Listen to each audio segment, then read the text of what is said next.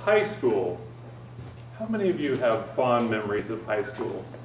You may have met that special someone in your life. You may have had that teacher that just made a difference, or that coach that could push you a little further. Or maybe you just enjoyed hanging out with friends, or boudoir after school. Well, those fond memories, that's not my story. My story, in high school in the 11th grade, the cafeteria was a barren wasteland of stale this and I don't know what the beep that is. But for me, my lunch was almost always a red-hot, foot-long meat and bean burrito and a Coke. It was hearty, it was satisfying, it just filled that big empty spot. After lunch was chemistry lab. And I'm sure you've all seen those tables, those black covered tables that were acid resistant. And they had, you know, a Bunsen burner on the top, and then maybe a apparatus, a beaker, or a crucible burning some sulfur and metal or something like that. We've all smelled the smells and seen the sights.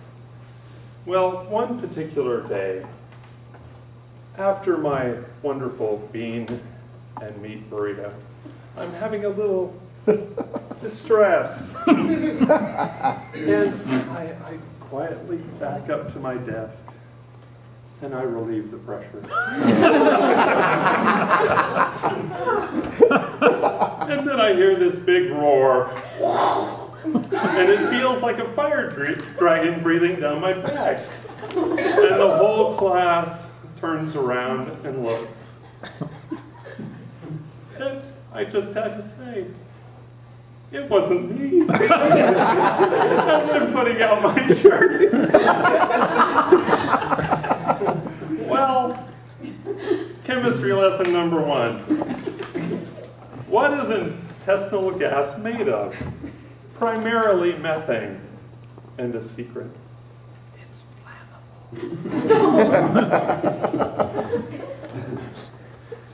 So what causes intestinal gas? For many of us, it's undigestible. Serious part. Undigestible sugars that get into our lower intestine and then are digested by bacteria. And there are many vegetables for us that can do this. For example, broccoli, cauliflower, kohlrabi, onions, asparagus, artichokes, and for some of us, garlic and beans and tomatoes. Some of us, I'm surprised, can't digest fructose, have difficulty digesting fructose.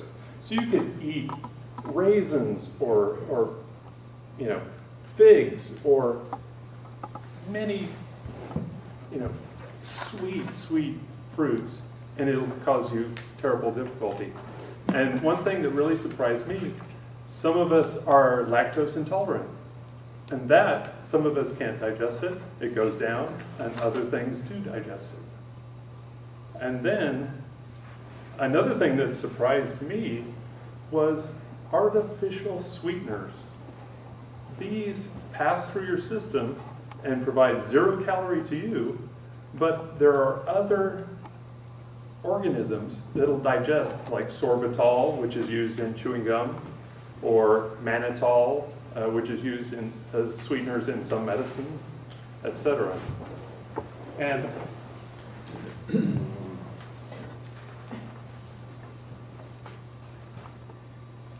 not going to go with that one. Not going to talk about eggs and garlic because so, as you know, beans can cause a problem for many people. And one tip on beans, you need to select the newest beans. Beans from the last year are best. And then after that, you take the beans and you wash the beans.